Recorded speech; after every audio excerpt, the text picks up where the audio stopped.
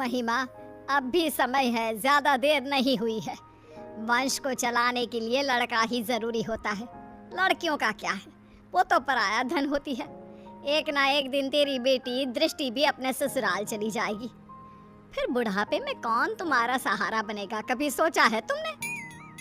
Mummy जी, मैं आपकी बात समझ रही हूँ, लेकिन किसी दूसरे के बेटे को हम कैसे अपना लें भला? जिस किसी भी बच्चे को हम गोद लेंगे उसकी रगों में तो किसी दूसरे का ही खून होगा ना, और मैं दूसरे के बच्चे को पाल नहीं सकती। हाँ माँ, महिमा ठीक कह रही है। वैसे भी दृष्टि अब 8 साल की हो चुकी है, सब समझने लगी है वो भी। अगर हम बच्चा गोद ले भी लेते हैं तो हो सकता है कि कल को वो भी उस बच्चे को एक्सेप्ट ना कर पाए। अरे वो सब तुम समय पर छोड़ दो, समय के साथ साथ उसे भी सब समझ में आ जाएगा। वसुंधरा अपनी बेटी बहू को रोजाना यही बात बोलती, जिसे गिरीश और महिमा नजरअंदाज करते रहते। फिर एक दिन, तुम लोगों को पता है वो जो हमारे पड़ोस में विमला रहती थी ना, जिसकी सिर्फ 2 बेटियां थी, आज उसकी बंद कमरे में लाश मिली है। जानती हो, उसकी सास ने भी उसे समझाने की बहुत कोशिश की थी कि किसी लड़के को गोद ले आए, लेकिन उसने अपनी सास की एक ना सुनी। और देखो, आज कंधा देने वाला भी कोई नहीं। वसुंधरा की इन बातों का गिरीश और महिमा पर इतना ज्यादा असर पड़ता है कि वो तुरंत ही बच्चे को गोद लेने का फैसला कर लेते हैं। तकरीबन 3 घंटे की प्रक्रिया के बाद गिरीश 6 साल के हर्ष को संग लेकर घर पहुंचता है। आप यही चाहती थी ना माँ कि हम एक लड़के को गोद ले आए? तो देखिए, ये रहा हमारा हर्ष। ये तो तुमने बहुत अच्छा किया बेटा। अब एक काम करते हैं, कल कुछ पंडितों को बुलाकर इसका शुद्धिकरण करा देते हैं। शुद्धिकरण? ये क्या होता है? अरे बेटा, अभी तेरी रगों में किसी और का खून है, जिसके बारे में हमें कोई खोज खबर भी नहीं है, इसीलिए तू अशुद्ध है। कल जब तेरा शुद्धिकरण हो जाएगा तब तो इस घर का वारिस बन जाएगा। तो क्या कल आप इंजेक्शन लगाकर मेरे शरीर से खून निकाल लेंगे? अरे ना बेटा, ऐसा कुछ नहीं होगा। हाँ, मुझे पता है ऐसा ही होगा। मैंने पढ़ा था खून की शुद्धिकरण को डायलिसिस कहते हैं। इसके जरिए जो हमारे शरीर में गंदा खून होता है वो निकाल देते हैं। आप लोग भी कल मेरे साथ यही करोगे ना? हर्ष के मुंह से इतनी छोटी सी उम्र में इतनी बड़ी बड़ी बातें सुनकर सभी दंग रह जाते हैं। आप कहाँ से लाए हो इस बच्चे को जो इस उम्र में इतनी बड़ी बड़ी बातें कर रहा है? कहा था ना कोई मासूम सा बच्चा लाना। महिमा, यह अभी सिर्फ 6 साल का है। अगर मैं इससे भी छोटा बच्चा लाता तो तुम्हें पता ही है छोटे बच्चों के साथ कितनी दिक्कतें होती हैं। हाँ, लेकिन आपको यही बच्चा मिला जो इस उम्र में इतना कुछ समझता है। उससे तो आगे भगवान ही बचाए। मैं दृष्टि के पास जा रही हूँ, आप संभालिए इस शैतान को। अगले दिन पंडित को बुलाकर शुद्धिकरण की पूजा भी करा दी जाती है, लेकिन उसके बाद भी घर का कोई भी सदस्य उसे अपना नहीं पाता। वो घर में सजावट के लिए पड़ी किसी चीज की तरह था। इसी तरह 1 साल बीत जाता है। समय के साथ साथ हर्ष को भी अपनी और सौतेले में फर्क समझ आ जाता है। अब दृष्टि 9 की और हर्ष 7 साल का हो चुका होता है। दृष्टि बेटा, मैंने तुम्हारे लिए एक साइकिल खरीदी है। अब तुम्हें स्कूल बस से जाने की कोई जरूरत नहीं है। थैंक यू पापा। पापा, मेरे लिए भी आप एक साइकिल खरीद लीजिए। स्कूल बहुत दूर है, मैं आने जाने में थक जाता हूँ।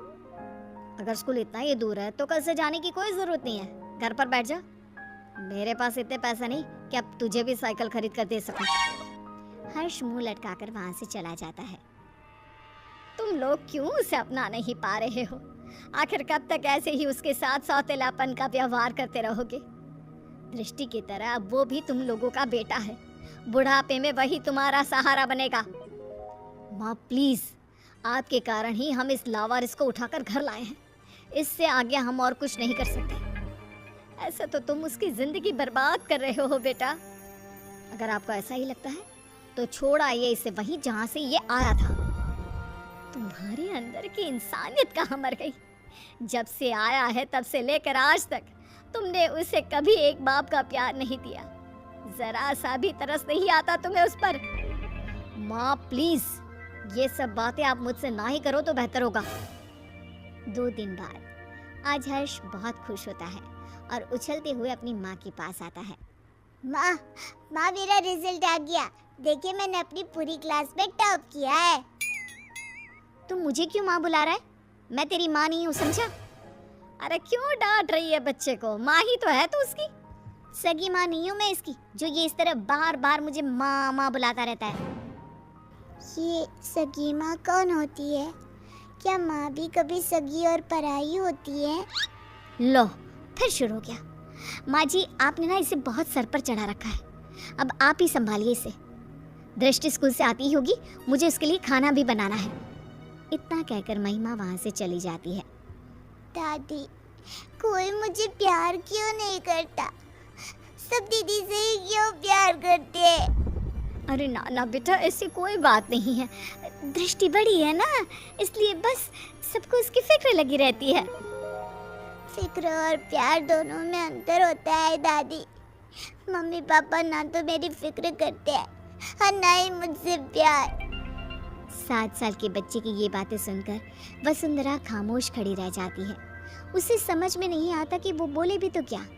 इतने में ही वहाँ दृष्टि भी आ जाती है। मम्मी पापा मुझसे प्यार इसलिए करते हैं क्योंकि मैं उनकी सगी बेटी हूँ और तुम्हें तो वो अनाथालय से उठाकर लाए हैं। दृष्टि, कितनी बार समझाया है, इस तरह बात नहीं करते। छोटा भाई है वो तुम्हारा। ये मेरा कोई भाई नहीं है। दीदी, मैं आपका सगा भाई नहीं हूँ, तो मेरा भी तो आप लोगों से कोई खून का रिश्ता नहीं है। उसके बाद भी जब मैं आप लोगों का स्वीकार कर सकता हूँ, तो आप लोग क्यों नहीं अपना रहे मुझे? शोर सुनकर गिरीश और महिमा भी बाहर आते हैं। इतना शोर क्यों हो रहा है यहाँ? क्या चल रहा है ये सब? देखिए ना पापा इस लड़की को।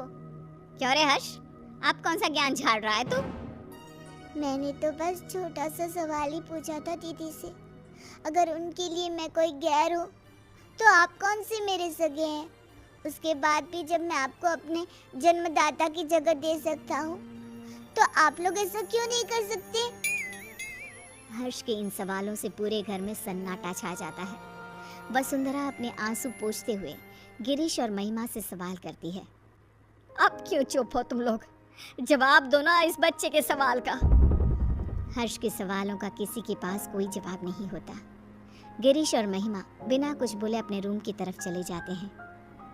ये लड़का तो जरूरत से ज्यादा ही तेज है। कहीं हमने इसे गोद लेकर कोई गलती तो नहीं कर दी? अगर ऐसा ही रहा तब तो ये हमारी बेटी का हक छीन लेगा और पूरी प्रॉपर्टी हड़प लेगा। तुम सही बोल रही हो महिमा। हमें जल्दी से इस लड़के का कुछ करना होगा। ये हमारी बेटी के लिए खतरा हो सकता है। अगले दिन। हर्ष बेटा, कहाँ हो? चलो आज हम तुम्हें कहीं बाहर घुमाने ले चलते हैं। सच में माँ, हम घूमने जा रहे हैं? हाँ बेटा, अब जल्दी से तैयार होकर आ जाओ। हर्ष भागते हुए अपने रूम में तैयार होने जाता है। थोड़ी देर बाद वो तैयार होकर बाहर आता है, जहाँ गिरीश और महिमा उसका इंतजार कर रहे होते हैं। मम्मी पापा, हम कहाँ जा रहे हैं? आज हम तुम्हें मेला दिखाने के लिए लेकर जा रहे हैं। कल तुम्हारे सवालों ने हमारी आंखें खोल दी, इसलिए अब हम तुम्हें अपने सगे बेटे जितना ही प्यार देंगे। हर्ष ये सब सुनकर बेहद खुश हो जाता है। उसे लगने लगता है कि अब उसके बुरे दिन जा चुके हैं, लेकिन उसे कहाँ पता था कि उसकी किस्मत में आखिर आगे क्या लिखा है। वे सब मेले में पहुंच जाते हैं। हर्ष बेटा, झूला झूलोगे? हाँ मम्मा, मुझे झूला झूलना बहुत पसंद है। ठीक है, तुम जाकर झूला झूल लो, हम लोग तुम्हारा यहीं इंतजार करते हैं। हर्ष चला जाता है। यही अच्छा समय है, अब हम घर चलते हैं। इसका काम तो हो गया। सही कहा तुमने, मेला घर से इतना दूर है कि ये वापस लौटकर कभी नहीं आ पाएगा। गिरीश और महिमा वहाँ से चले जाते हैं। हर्ष जब वापस लौटता है तो उसे वहाँ कोई नजर नहीं आता। वो पागलों की तरह अपने परिवार वालों को ढूंढता है। कुछ घंटे ढूंढने के बाद जब उसे कोई नहीं मिलता तो उसे सब समझ आ जाता है। अब वो करता भी तो क्या? न घर का पता मालूम था, ना ही कोई फ़ोन नंबर। थक हार कर वो वहीं बैठ जाता है। तुम दोनों तो हर्ष को मेले पर लेकर गए थे ना, इतनी जल्दी वापस आ गए? और हर्ष कहाँ है? कहीं नजर नहीं आ रहा। माँ, वो अपने पुराने दोस्तों से मिलने की बहुत जिद कर रहा था, तो हम उसे अनाथ आश्रम छोड़कर आ गए हैं। कुछ दिन के बाद आ जाएगा, आप परेशान ना हो। वसुंधरा को दाल में कुछ गड़बड़ लगती है, लेकिन वो कुछ नहीं कहती और सीधे अपने रूम में चली जाती है। महिमा, माँ को इसके बारे में कुछ पता नहीं चलना चाहिए। महिमा सिर हिलाकर हाँ कहती है। एक हफ्ता बीत जाने के बाद भी जब हर्ष वापस नहीं आता, तब वसुंधरा अपना फ़ोन उठाकर हर्ष के दोस्तों को फ़ोन करती है, जिससे उसे पता चलता है कि हर्ष तो कभी अनाथ आश्रम गया ही नहीं था। गुस्से से आग बबूला होकर वसुंधरा गिरीश और महिमा के कमरे में जाती है। हर्ष तो अनाथ आश्रम गया ही नहीं, फिर तुम लोगों ने मुझसे झूठ क्यों बोला? कहाँ है मेरा पोता, बताओ मुझे। माँ जी, वो आपका पोता नहीं है। मुझे सिखाने की जरूरत नहीं है, जितना पूछा है सिर्फ उतना ही जवाब दो। माँ, वो हम लोग हर्ष को उस दिन मेले में ही छोड़कर आ गए थे, हमें नहीं पता कि अभी वो कहाँ है। क्या? उस छोटे से बच्चे को तुम मेले में ही छोड़कर आ गए, ये जानते हुए भी कि वो अभी सिर्फ 7 साल का है। बेचारे किस हाल में होगा वो मासूम। तो और क्या करते मम्मी जी, उसका ठेका थोड़ी ना ले रखा है हमने। हम क्यों भला किसी और के बेटे के लिए अपनी बेटी का हक मारे। इस घर, परिवार और हमारे प्यार पर सिर्फ दृष्टि का हक है। अगर ऐसी ही बात है तो मैं तुम्हें याद दिला देती हूँ कि तुम भी कोई मेरे सगे बेटे नहीं हो। ऐसे ही किसी अनाथ आश्रम से मैं तुझे लेकर आई थी।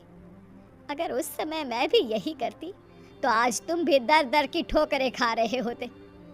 मैं नहीं जानती थी कि तुम दोनों की सोच इतनी छोटी भी हो सकती है। वसुंधरा की बातों से दोनों का सिर शर्म से नीचे झुक जाता है। उन्हें अपनी गलती का एहसास तो हो चुका होता है, लेकिन अब शायद बहुत देर हो चुकी होती है।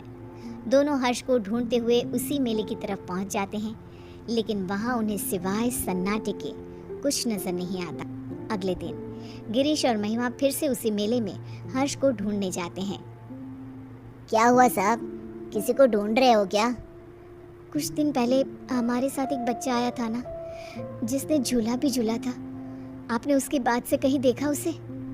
नहीं, उसके बाद मैंने उसे देखा तो नहीं, लेकिन उस दिन बहुत रो रहा था बेचारा। रात तक यहीं बैठकर रोता रहा, फिर अचानक न जाने कहाँ गायब हो गया। गिरीश और महिमा आगे बढ़ते हुए फिर किसी से पूछते हैं। आप जिस बच्चे को ढूंढ रहे हो ना, वो तो 2 दिन पहले ही मर चुका है। बेचारा पिछले कई दिनों से यहाँ रोज आकर अपने मम्मी पापा को ढूंढता था। कई दिनों से कुछ खाया भी नहीं था उसने। फिर एक दिन एक्सीडेंट में उसकी मौत हो गई। 7 साल की मासूम की मौत के बारे में सुनकर गिरीश और महिमा के पैरों तले जमीन खिसक जाती है।